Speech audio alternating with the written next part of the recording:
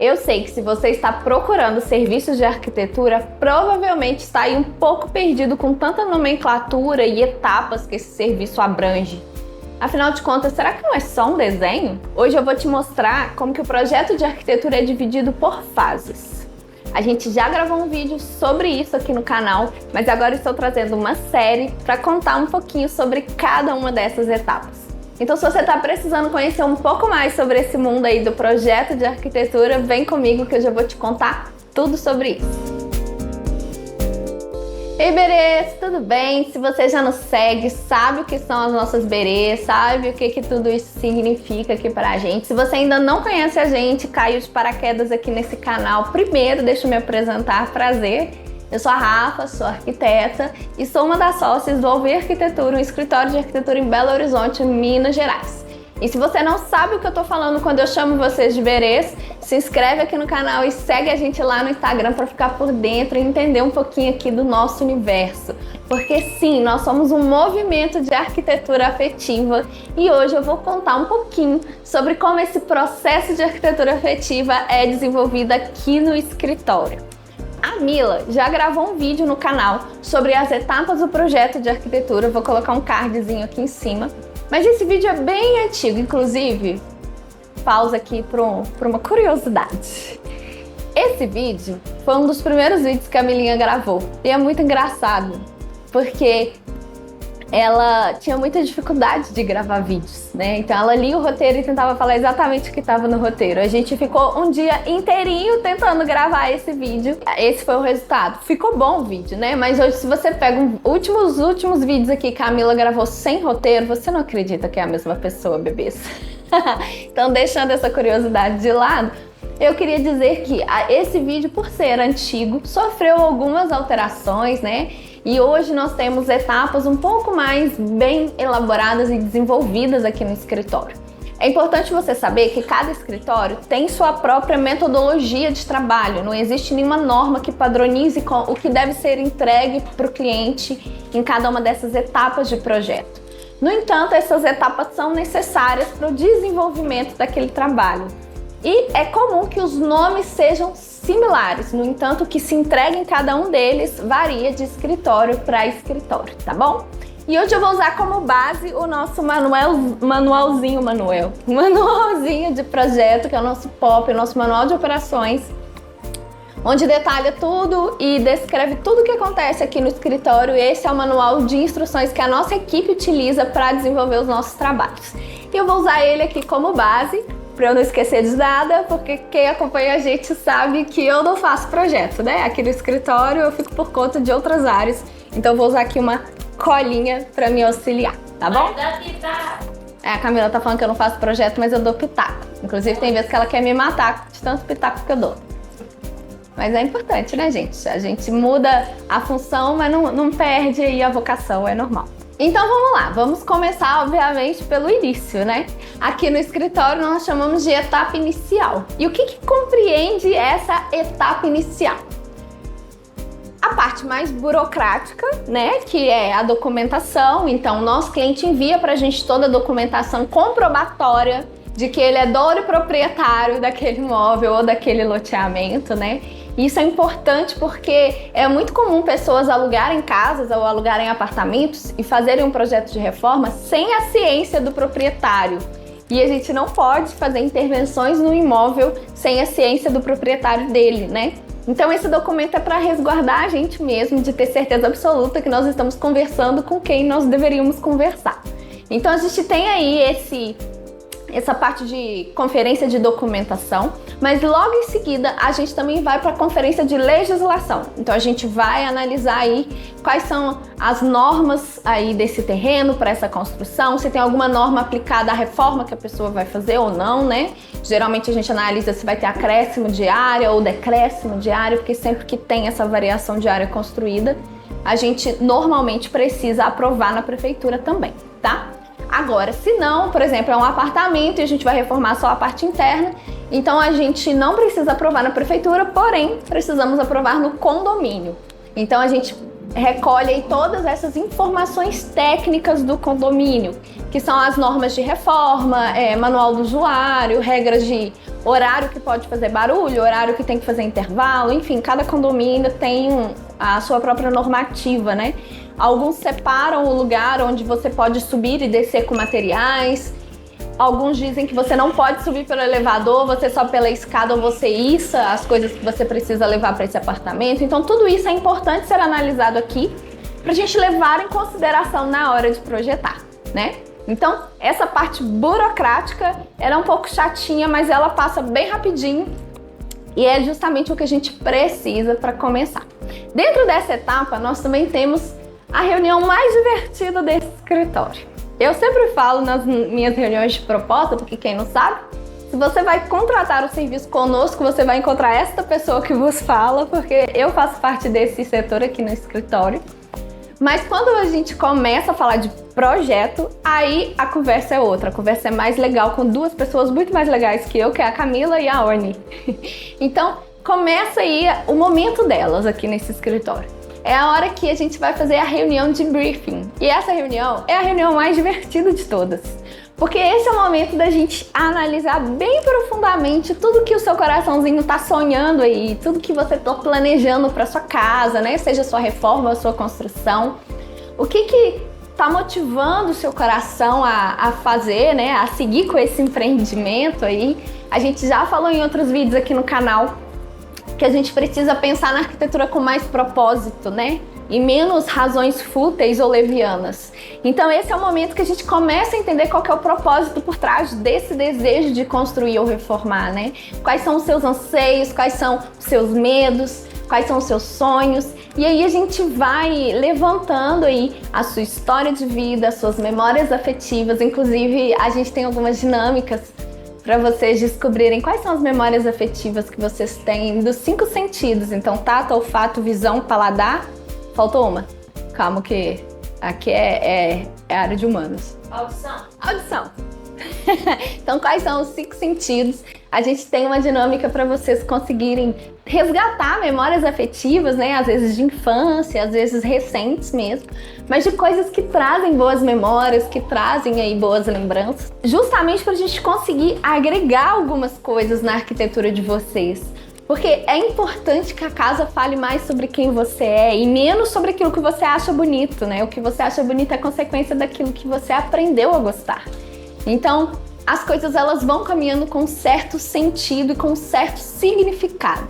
E é por isso que nós dizemos que nós somos um movimento de afeto, porque nós construímos não apenas casas, lares, mas nós construímos também legados.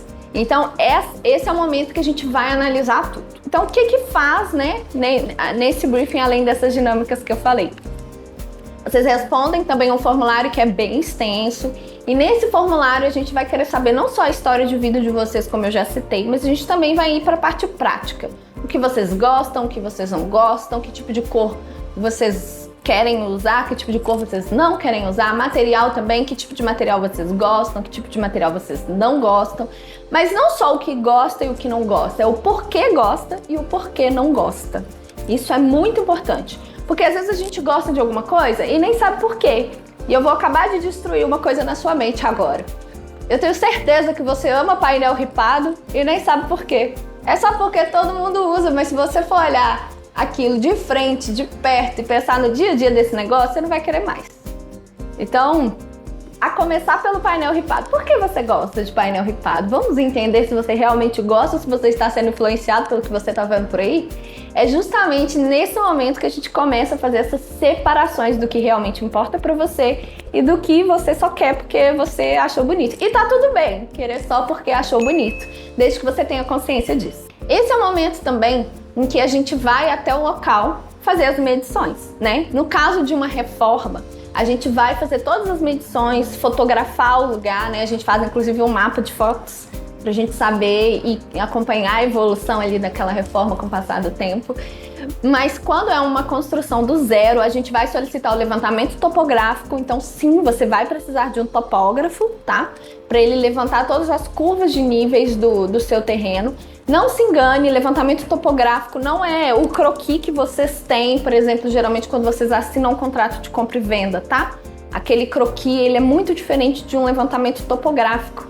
porque o levantamento topográfico ele informa principalmente pra gente, que vai precisar dessas informações, quais são os níveis do terreno, qual que é o nível da calçada, qual que é o nível da rua, qual que é o nível de acesso, qual que é o nível no meio, qual que é o nível final, justamente para a gente entender como está funcionando a topografia aí do seu terreno, para a gente fazer a implantação da sua casa da melhor forma, aproveitando a topografia existente, reduzindo os seus custos. Então a gente precisa desse levantamento topográfico e não somos nós que fazemos ele.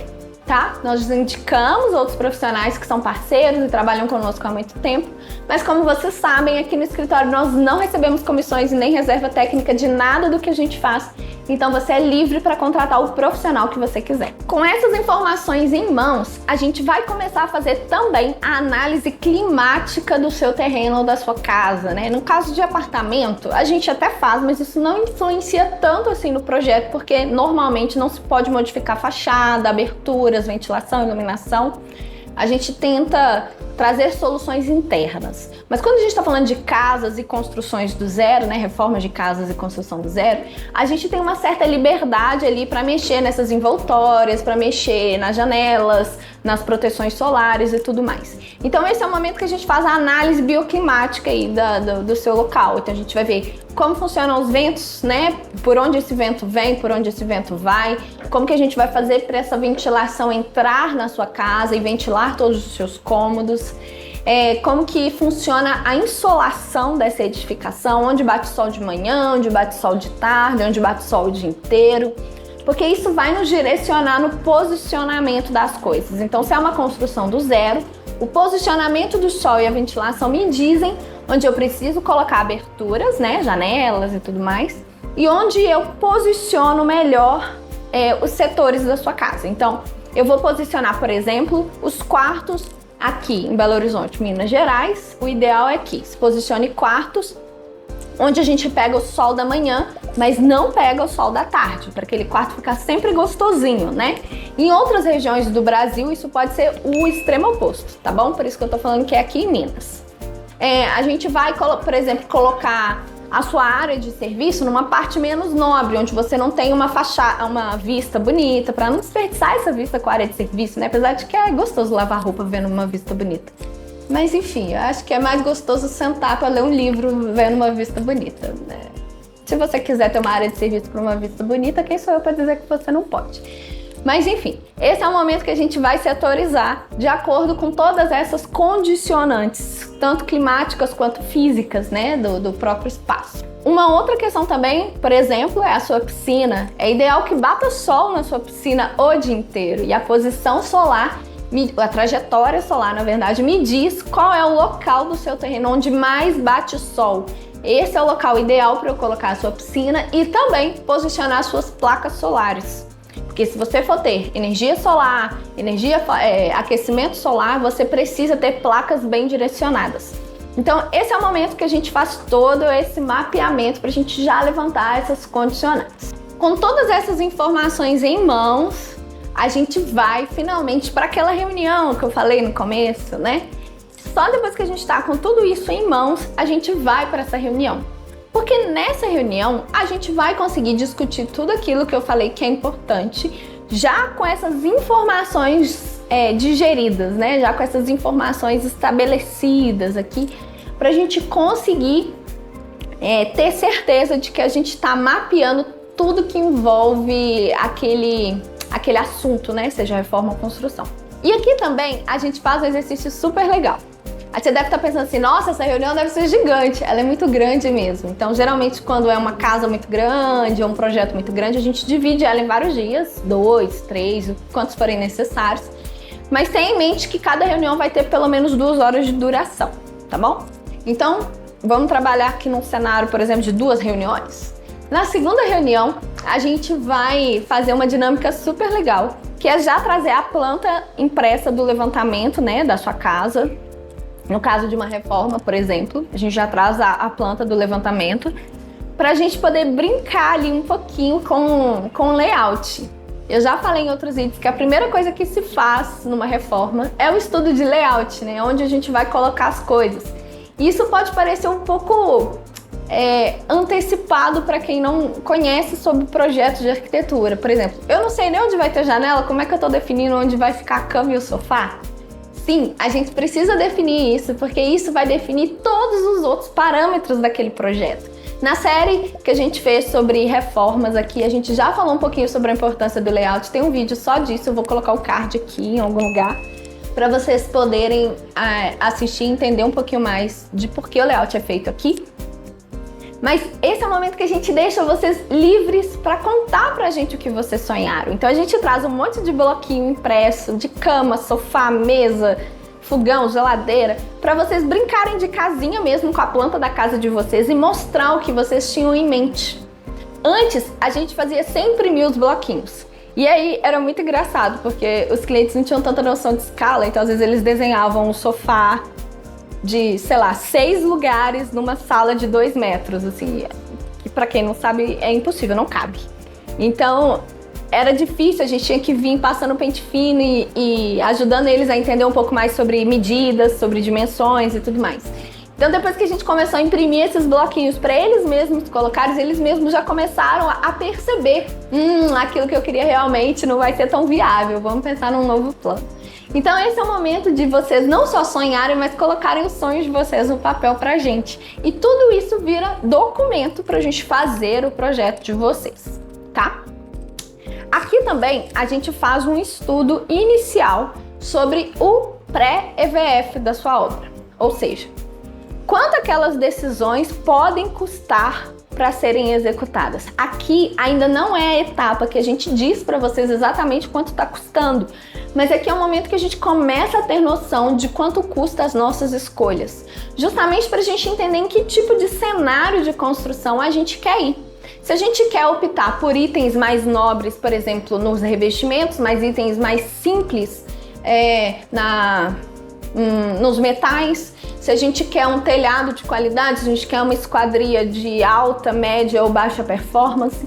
Então esse é o momento que a gente começa a falar sobre esses custos, para a gente já ter em mente aí um valor prévio de quanto aquilo vai custar, tá? Justamente para a gente já começar a trabalhar aí com quanto vocês têm para gastar, porque é nesse momento que vocês me dizem números. Nessa reunião eu preciso saber, quer dizer, nós precisamos saber exatamente quanto você tem planejado para investir nessa construção ou nessa reforma, porque isso muda tudo, né? E aí, depois disso, a gente vai para a etapa de estudo preliminar, a gente passa por uma etapa ali incluída, que é o estudo de viabilidade, a revisão do estudo preliminar, o projeto executivo e várias outras etapas para a gente ir construindo aí esse projeto. Mas isso é assunto para um próximo vídeo. Então, se você gostou desse conteúdo, fica aqui ligadinho, porque em breve vem a segunda parte desse vídeo, onde eu vou falar um pouquinho sobre o que é o estudo preliminar, tá bom? Espero que esse vídeo tenha te ajudado. Se você conhece mais alguém que está aí preocupado com esse mundo da arquitetura, manda esse vídeo para essa pessoa, tenho certeza que vai ser bem instrutivo. E se você é o nosso cliente e está assistindo esse vídeo aqui para definir os seus serviços, muito bem-vindo à nossa família, é um prazer te ter conosco e um beijo